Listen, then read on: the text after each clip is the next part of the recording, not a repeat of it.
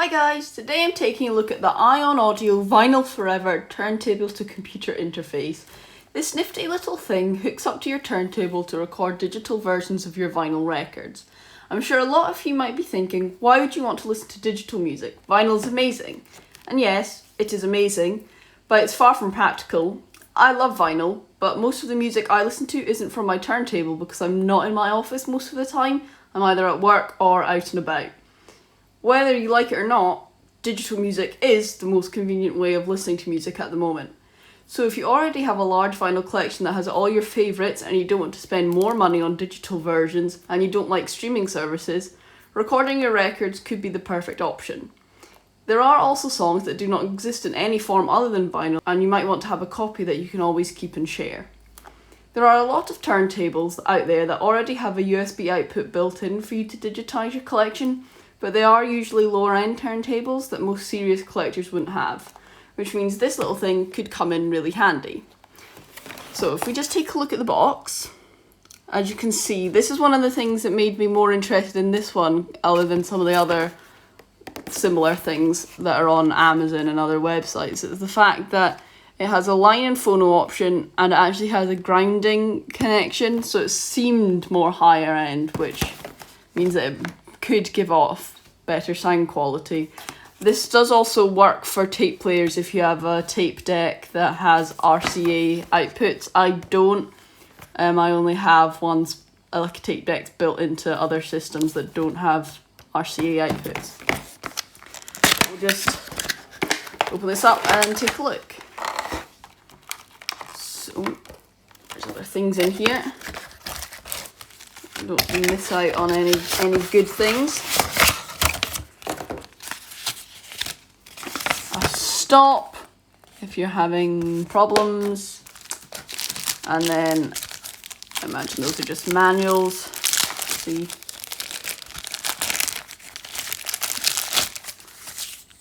instructions, safety instructions, quick start manual, and the CD for the software. I believe you can get a digital version that you download from their website, and I'm going to try that because my laptop, like a lot of the skinnier ones made nowadays that are really thin, it doesn't have a disk drive. So hopefully we can find that another way.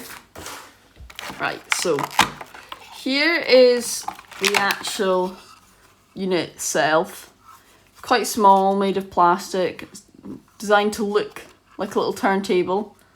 That's the recording level meter, headphone out, volume wheel, USB out, line phono switch, grounding connector, and the RCA in.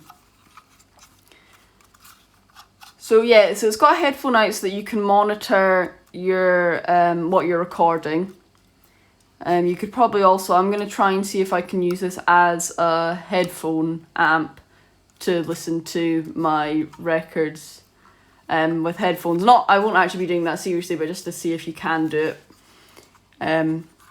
So the line and phono switch is quite cool. So if you've got a turntable with a built-in preamp, that already puts out a line signal, so you put it over to line to let it know that that's the level that's coming in.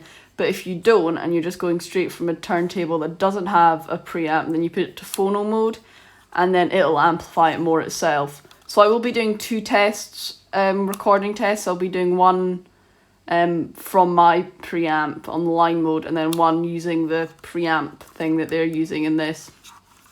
So you've got that little recording level so that you can change the volume that it records. Actually, you want to make sure that the loudest part of your music isn't peaking and distorting, so you use this just to kind of dial that in.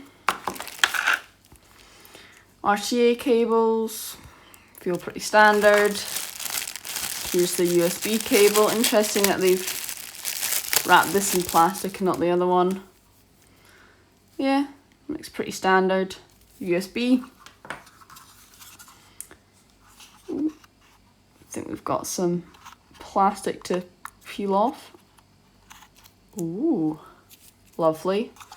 Yes, we've got, oh, they've put protective film on this little sticker right here, well that's nice, because you know I hate it when I get products and the FCC sticker's all scratched up. It just ruins my day.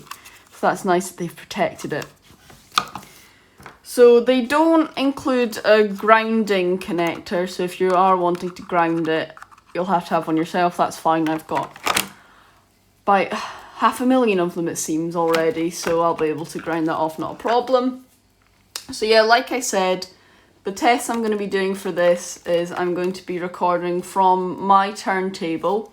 Once was going to be just straight from the turntable, no preamp, so on phono mode here, just to see what it'll sound like. So I did read reviews that when it's on the phono mode, it picks up a lot more outside noise. And then I'll be using line mode going from my Riga preamp to see if there's a big difference in the sound quality. And I will also be testing to see what it sounds like using this as like a headphone amplifier, just in case for whatever reason you did want to do that. So yeah, I'll go do these tests, make some recordings to share with you guys, and then I'll let you know what I think. So I'm back from my tests and I've got some audio to show you. So the first one I did was hooking this up directly to my preamp. So using this on the line level because it was coming from a preamp. And here's a little clip of the audio from that.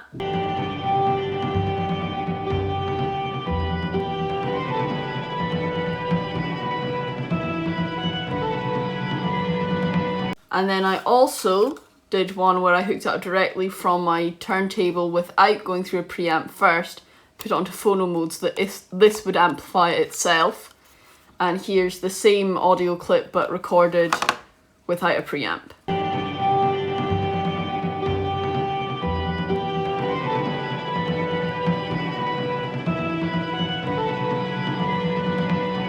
So yeah, I think they both sound good. Very slight differences in the quality, but honestly both are very good, which is surprising considering that when I was using an external preamp, I was using one that was like £200. So it's nice that there's not much difference in the sound quality of the recordings if you're not using a fancy external preamp. The other thing that I wanted to test, like I mentioned, was if you could use this as just a headphone amplifier. And you can, because you don't need it to be plugged into a computer for it to work as a headphone pass-through and for you to be able to get audio. It just needs to be plugged in, cable there, so you can just put it into like a brick from, you know, your phone or whatever, and it will work as a headphone amplifier. Not the best sounding, but since it's not its main purpose and it's just a little extra thing that you can do, I was quite pleased with it. Just for listening at my desk if I wanted to listen to my music but not have it be incredibly loud, because I currently don't have a headphone amplifier. I am looking to get one, but until then I think this will do me just fine.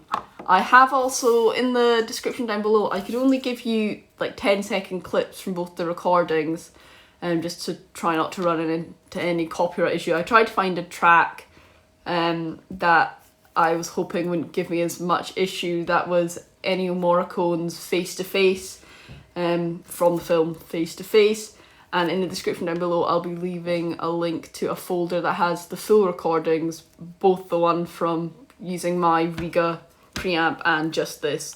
So if you want to give it a full listen to really see the difference, then that's down below for you. I did want to mention the software that comes with this. As you saw before, it came with a CD for you to download the software on it. They do have on their website a link to download the software, which is good if you don't have a disk drive on your computer. But honestly, I just recommend using Audacity instead, which is a free software you can download. The software that they give you, it's incredibly basic. It's just record and stop. They do have a track detection feature where it'll sense, you know, when one track's ended and when another track begins, but I find it to be dodgy at best. Like sometimes it would classify one track as like 2 or 3, and then that software you can't actually edit the audio in it afterwards. So basically once you've recorded it, that's it. So if you wanted to edit, you'd have to go through a different software anyway, like Audacity. So I just, you know, cut out the middleman and just use Audacity for it. One thing to mention is, because it's taking audio from an analog source, not like a CD that can be, you know, read in seconds and then copied over. You do have to record everything in real time. So however long the record normally takes for you to play is how long it's going to take for you to record it. So if you have thousands and thousands of records, then you won't be able to, I mean, it's just not practical to use this to record them all, but if you have like 5 or 10 albums that you really don't want to risk going without a copy that you can listen to, then this is a great little thing just to be able to back up and make sure you've got a copy you can listen to in an emergency. So that was my unboxing and review of the Ion Audio vinyl to USB analog converter. I think for the price, which was $19.99 when I purchased it, I think it's a great little deal. It gives you good sound quality, and it's really easy to use, and you can also use it as a headphone amplifier in a pinch if you want to. And the fact that it does come with a grinding cable and the option for line or phono input, I think it's just really good. It's really versatile, and for the price, I don't think you can beat it. So if you want to pick one up, I'll leave a link in the description to Ion Audio's website for you to read more about it. So I hope you enjoyed this video, and I'll see you next time. Bye!